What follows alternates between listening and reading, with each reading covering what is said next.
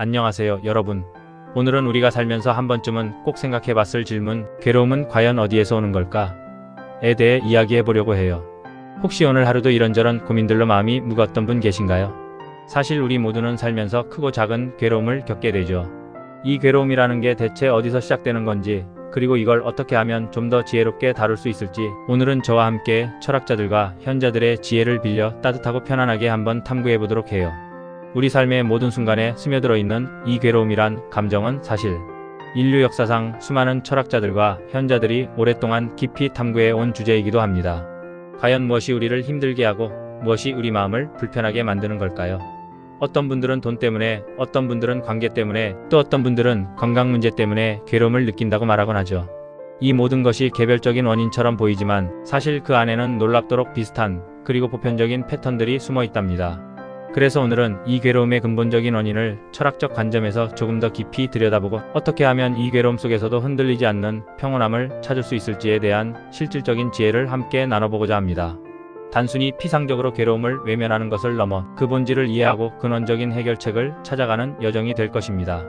자, 그럼 먼저 우리에게 너무나도 익숙한 불교의 가르침부터 살펴볼까요? 불교에서는 괴로움의 근본 원인을 아주 명확하게 설명합니다. 바로 가래라고 불리는 것에서 온다고 말이죠. 가래는 한자 그대로 목마른 사랑을 의미하는데요. 쉽게 말해 만족할 줄 모르는 욕망과 집착을 뜻합니다. 우리가 무언가를 갈구하고 그것에 맹목적으로 집착할 때 괴로움이 시작된다는 거죠. 예를 들어 갖고 싶은 물건이 생겼는데 가질 수 없을 때 느껴지는 박탈감, 사랑하는 사람과의 이별에서 오는 슬픔, 건강을 잃을까봐 두려워하는 마음 등이 모두 가래의 표현이라고 볼 수 있습니다. 이러한 가래는 끊임없이 우리를 쳇바퀴 돌듯 같은 자리에서 맴돌게 만들며 진정한 만족과 평화를 경험하기 어렵게 만듭니다. 좀 더 구체적으로 불교에서는 이 가래가 세 가지 독, 즉 삼독에서 비롯된다고 가르칩니다. 첫 번째는 탐욕입니다. 더 많이 갖고 싶고 더 많이 누리고 싶은 끝없는 욕망이 바로 괴로움의 씨앗이 됩니다. 음식을 먹어도 새로운 물건을 사도 그 만족감은 잠시뿐이고 또 다른 것을 탐하게 되잖아요. 이처럼 채워지지 않는 욕심이 우리를 힘들게 하는 거죠. 우리는 종종 이것만 가지면 행복할 거야 라고 착각하지만 막상 그것을 손에 넣어도 얼마 지나지 않아 또 다른 갈증을 느끼게 됩니다. 마치 사막에서 소금물을 마시는 것과 같죠. 일시적으로 갈증을 해소하는 듯 보이지만 결국 더 큰 갈증을 유발하는 것처럼 탐욕은 끝없는 욕망의 악순환을 만들어냅니다. 두 번째 독은 진해입니다. 이는 분노, 증오, 불만 같은 부정적인 감정들을 의미해요. 내 뜻대로 되지 않을 때, 누군가 나를 불편하게 할 때 우리는 화를 내거나 미워하게 되죠. 이러한 감정들은 우리 마음을 평화롭지 못하게 하고 결국 괴로움으로 이어집니다. 미움과 분노는 마치 톡처럼 우리의 마음을 갉아먹고 주변 관계까지도 망가뜨리곤 하니까요. 예를 들어 직장 동료에 대한 사소한 불만이 쌓여 큰 분노로 발전하고 결국은 그 사람과의 관계뿐만 아니라 나의 마음까지 병들게 하는 경우가 얼마나 많습니까? 진해는 우리 내부의 평화를 깨뜨리고 외부와의 조화를 방해하여 결국 고통의 수렁으로 우리를 밀어넣습니다. 마지막 세 번째 독은 우치, 즉 어리석음, 무지를 뜻합니다. 세상의 진리나 삶의 본질을 제대로 알지 못하는 상태를 말하는데요. 우리가 왜 괴로운지, 어떻게 해야 이 괴로움에서 벗어날 수 있는지에 대한 지혜가 부족할 때 우리는 끊임없이 같은 괴로움 속을 헤매게 됩니다. 마치 미로에 갇혀 출구를 찾지 못하는 것처럼 말이죠. 내가 모든 것을 통제할 수 있다고 착각하는 것이 바로 우치에 해당합니다. 이러한 무지 때문에 우리는 변화와 상실 앞에서 더욱 큰 좌절과 고통을 느끼게 되는 것이죠. 불변하는 것은 없으며 모든 것은 인연 따라 생기고 사라지는 것임을 알지 못하는 어리석음이 바로 괴로움의 근본 원인 중 하나입니다. 원영 스님의 말씀처럼 삶이 고통이라는 것을 인정하는 것부터가 괴로움에서 벗어나기 위한 첫걸음이라고 해요. 괴로움을 회피하려고만 할수록 더 큰 괴로움에 빠지는 경우가 많으니까요. 괴로움을 부정하거나 외면하는 것은 마치 병을 숨기는 것과 같습니다. 병의 존재를 인정해야만 치료를 시작할 수 있듯이 괴로움의 존재를 인정하고 그 원인을 직시해야만 비로소 해결의 실마리를 찾을 수 있습니다. 불교에서는 이러한 가래를 끊고 올바른 지혜를 얻기 위해 8정도를 실천하라고 가르칩니다. 올바른 견해, 올바른 생각, 올바른 말, 올바른 행동, 올바른 생활, 올바른 노력, 올바른 기억, 올바른 집중. 이 8가지 길을 통해 우리는 욕망과 무지에서 벗어나 궁극적인 평화를 찾을 수 있다고 합니다. 듣기만 해도 마음이 차분해지는 것 같지 않나요? 8정도는 단순히 지식이나 이론이 아니라 일상생활 속에서 꾸준히 실천해야 할 구체적인 수행 방법들을 제시하며 이를 통해 우리는 번뇌와 괴로움의 사슬을 끊고 해탈의 경지에 이를 수 있다고 합니다. 이번에는 서양으로 눈을 돌려볼까요? 기독교 전통이 깊은 히브리적 관점에서는 괴로움의 원인을 죄에서 찾습니다.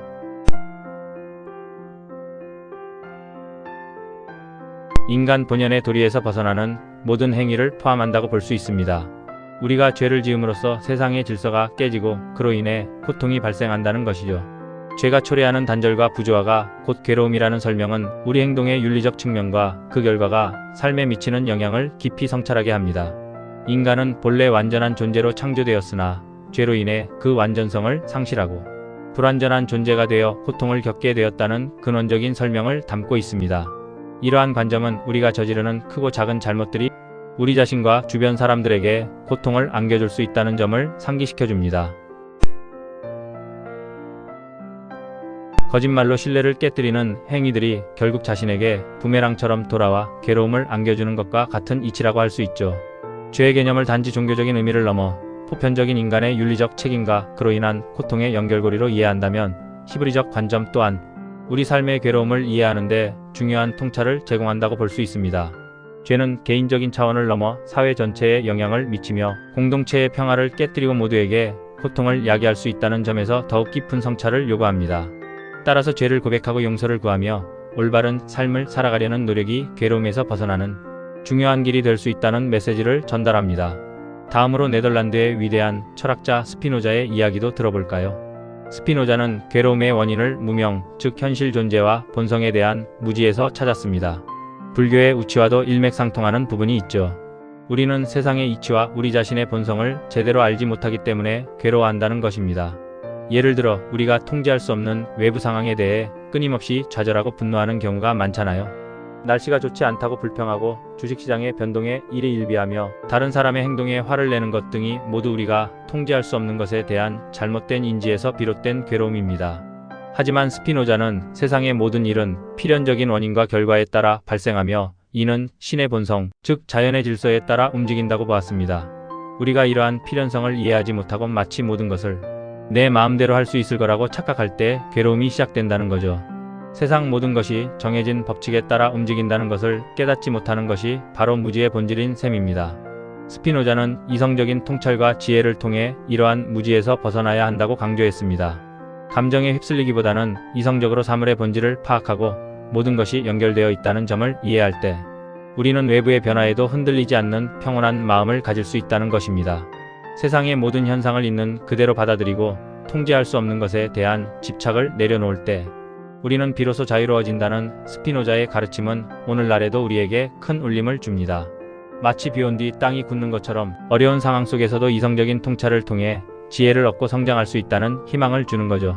스피노자는 진정한 자유는 외부의 힘에 좌우되지 않고 자신의 이성적 본성에 따라 행동하는 데서 온다고 보았습니다. 감정의 노예가 아닌 이성의 주인이 될 때 우리는 진정한 평화와 행복을 얻을 수 있다는 그의 주장은 오늘날에도 많은 사람들에게 영감을 주고 있습니다. 정토불교의 관점도 우리의 괴로움에 대한 실용적인 접근법을 제시합니다. 정토불교에서는 우리가 현실 속에서 겪는 문제들로부터 괴로움이 시작된다고 봅니다. 그리고 이 문제들을 해결해 나가는 과정에서 부처님의 가르침이 얼마나 유용한지 깨닫게 된다는 것이죠.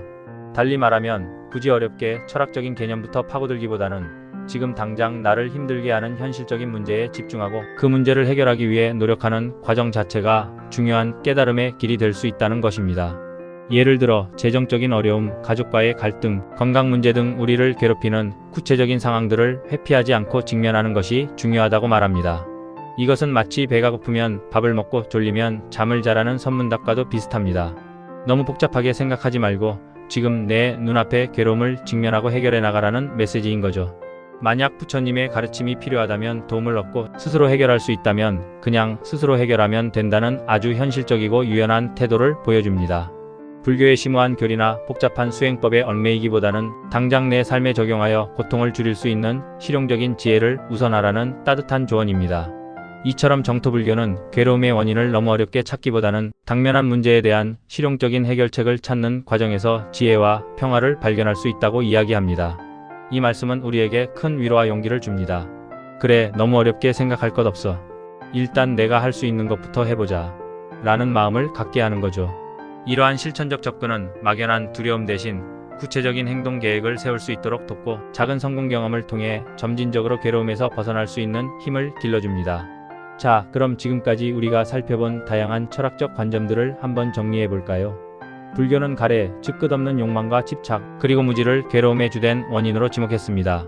히브리적 관점에서는 죄, 즉 신과의 단절과 윤리적 어긋남에서 고통이 시작된다고 봤고요. 스피노자는 세상의 본질과 우리 자신의 한계에 대한 무지가 괴로움을 불러온다고 설명했습니다. 그리고 정토불교는 현실의 문제들을 직면하고 해결해 나가는 과정 속에서 지혜를 얻을 수 있다고 우리에게 이야기했죠. 각 철학은 괴로움의 원인을 다른 각도에서 조명하지만 공통적으로 인간의 내면과 외부 세계에 대한 올바른 이해와 태도의 중요성을 강조하고 있습니다. 이 모든 철학적 분석들을 종합해보면 괴로움의 핵심에는 결국 나 자신과 세상에 대한 이해, 부족과 수 없는 것을 통제하려는 욕구가 자리 잡고 있다는 것을 알 수 있습니다. 우리는 종종 우리의 욕망이 채워지지 않을 때 혹은 세상이 내 뜻대로 움직이지 않을 때 괴로워합니다. 하지만 세상은 우리의 작은 바람만으로 움직이는 곳이 아니죠. 우리는 우리 스스로를 그리고 세상을 있는 그대로 받아들이는 연습이 필요합니다. 완벽하지 않아도 괜찮고 모든 것을 알지 못해도 괜찮다는 마음을 가지는 것이죠.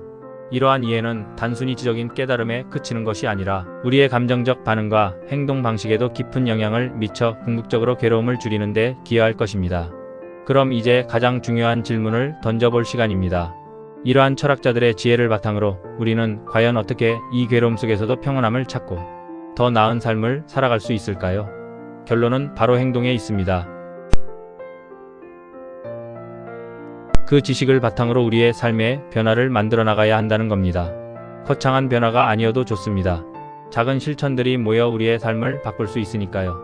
마치 작은 씨앗이 자라 큰 나무가 되듯 우리의 작은 노력들이 모여 결국 단단한 내면의 평화를 이룰 수 있습니다.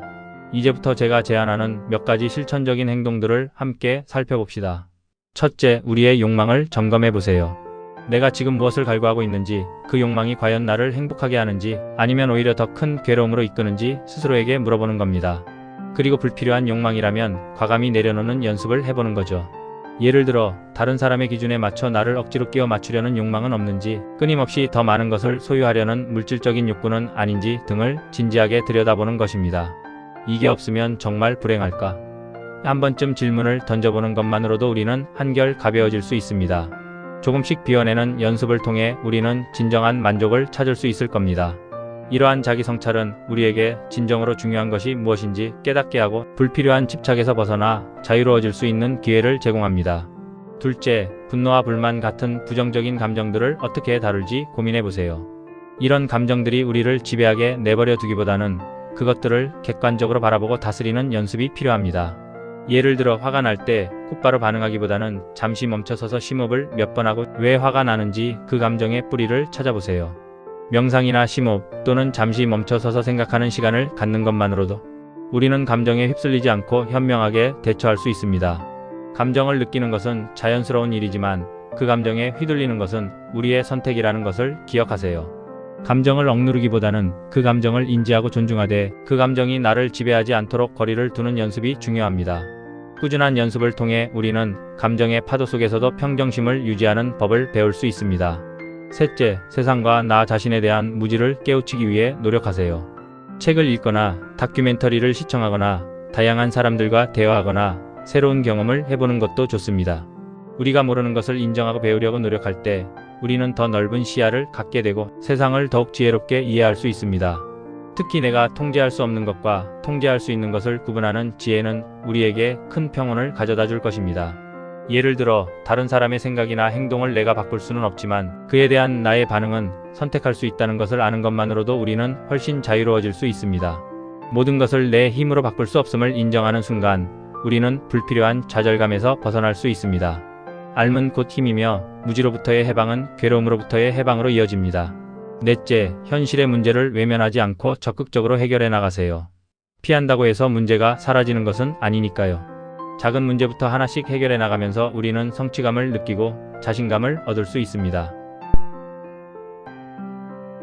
연락해야 할 사람에게 연락하는 것과 같은 아주 사소한 행동부터 시작해 보세요. 이러한 작은 성공 경험들이 쌓여 더 큰 문제에 도전할 용기를 줍니다. 필요하다면 전문가의 도움을 받거나 주변 사람들에게 조언을 구하는 것도 좋은 방법입니다. 혼자 끙끙 앓기보다는 함께 해결책을 모색하는 것이 훨씬 현명한 길입니다. 해결 과정 자체가 우리를 성장시키는 소중한 경험이 될 거예요. 우리가 직면한 문제들을 해결하는 과정에서 우리는 스스로의 능력과 잠재력을 발견하고 더 강해질 수 있습니다. 결론적으로 괴로움은 우리 삶의 필연적인 부분이 될 수 있지만 그것을 어떻게 받아들이고 다루느냐에 따라 우리의 삶의 질은 완전히 달라질 수 있습니다. 오늘 우리가 함께 나눈 철학적 지혜들을 거울 삼아 여러분만의 방식으로 괴로움의 원인을 성찰하고 작은 행동이라도 실천해 나간다면 분명 더 평온하고 지혜로운 삶을 만들어 나갈 수 있을 겁니다. 괴로움 속에서도 흔들리지 않는 여러분이 되기를 진심으로 응원합니다. 우리는 이미 괴로움을 넘어설 힘과 지혜를 내면에 가지고 있습니다. 단지 그것을 발견하고 사용할 용기만 있으면 되는 것이죠. 오늘부터 작은 변화를 시작해 보세요. 그 작은 변화가 여러분의 삶을 더 밝고 의미 있게 만들 것입니다. 다음 시간에는 또 다른 흥미로운 주제로 찾아뵙겠습니다. 그때까지 모두 평안하시길 바랍니다. 감사합니다.